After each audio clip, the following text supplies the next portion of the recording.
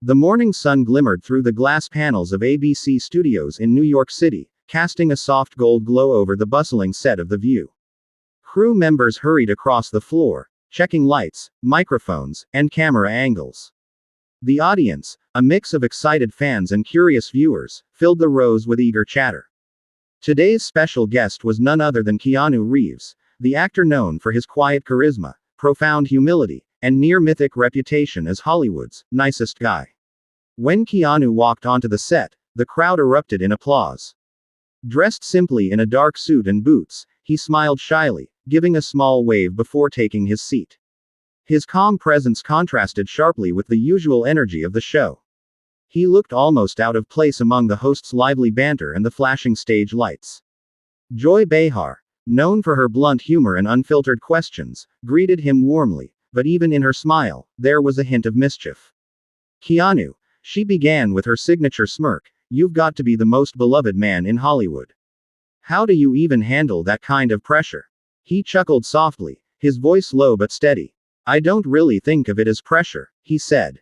"I just try to be grateful. Every day is a chance to do something good, on-screen or off." The audience applauded, clearly touched by his sincerity. But Joy, ever the provocateur, wasn't satisfied with polite answers. "That's a nice sentiment," she said, "but let's be honest. Hollywood isn't exactly built on gratitude. It's built on power, money, and a little bit of ego. Don't you think you're oversimplifying things?" Keanu hesitated for a brief second before replying. "Maybe," he said thoughtfully. "But I think people make the industry what it is. We can choose who we are in it." There was a moment of quiet. The other hosts nodded politely, trying to keep the conversation light, but Joy leaned forward, eyes gleaming. "So are you saying actors have a moral responsibility? Like, should Hollywood be teaching people how to live?" Keanu's brow furrowed slightly. "I don't think it's our place to tell people how to live," he said carefully. "I think it's our place to tell stories that might help people feel something." Joy let out a short laugh that didn't sound amused.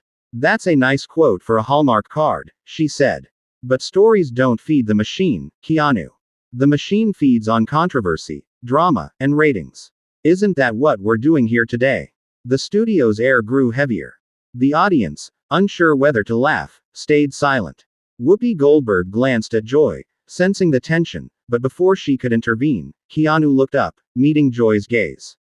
His usual soft eyes now carried something sharper. Not anger, but deep disappointment.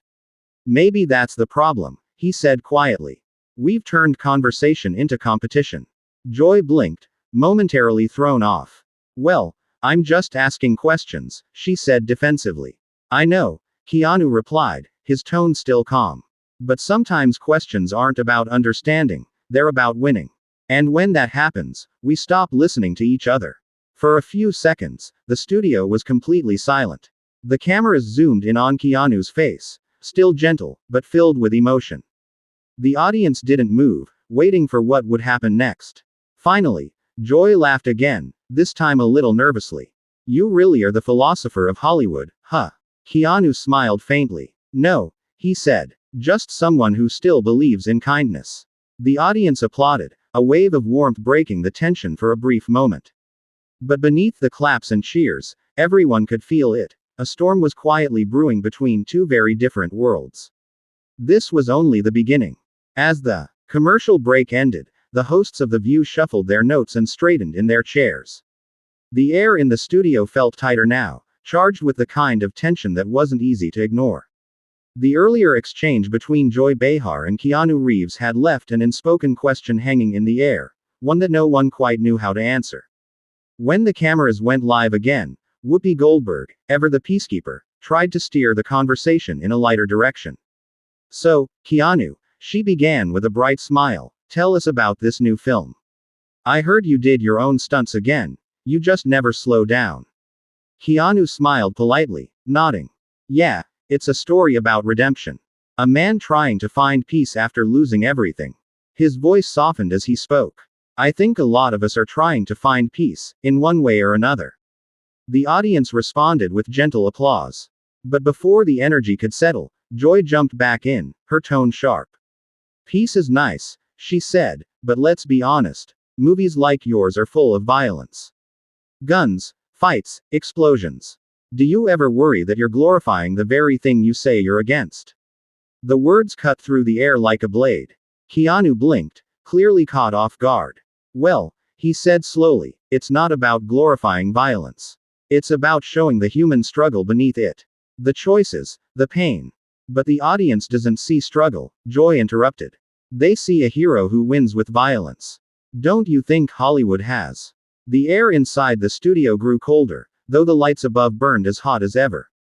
Keanu sat perfectly still, his hands clasped on his lap, his dark eyes focused on Joy Behar, who was leaning toward him with that familiar spark of challenge in her gaze.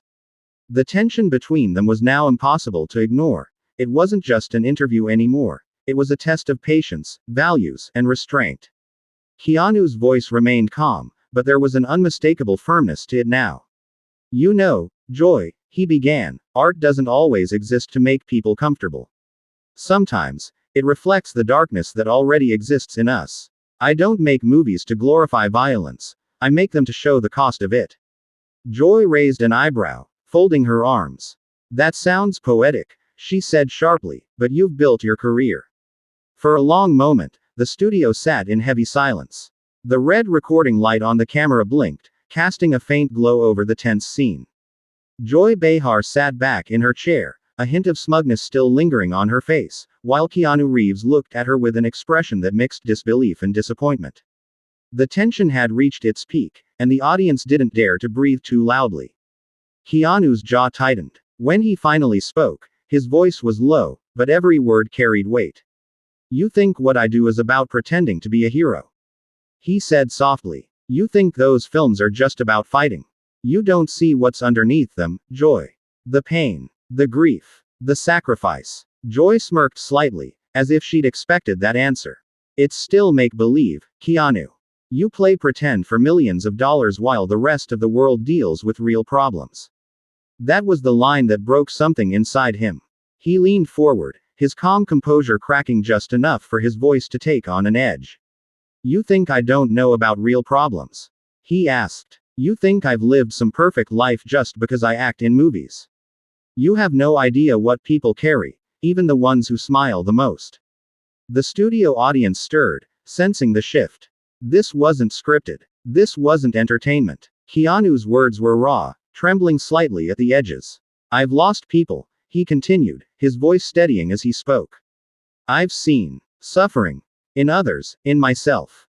I've learned that kindness is the only thing that matters. But when people like you turn every conversation into an attack, when you treat someone's sincerity as a weakness, you make kindness feel small. For once, Joy didn't interrupt. The tone in his voice had shifted from anger to something deeper, disappointment mixed with truth. Even Whoopi looked uneasy now, glancing toward the producers off stage. They were signaling to cut to commercial, but the director shook his head. The moment was too electric to interrupt. Keanu took a slow breath, trying to calm himself. You invited me here to talk about my film, he said, but you didn't ask about the message. You wanted a debate. You wanted headlines. But I came here to talk about compassion, something we've all forgotten how to practice. Joy rolled her eyes slightly, trying to regain control of the conversation. Look, Keanu, this is the view. We talk about real issues. You can't just hide behind quotes about compassion when people expect you to take a stand. Keanu looked directly at her now, his tone colder but still measured. Taking a stand doesn't mean shouting over everyone. It doesn't mean humiliating someone because they see the world differently. Real strength, real courage, is being kind when the world gives you every reason not to be. The audience erupted in applause.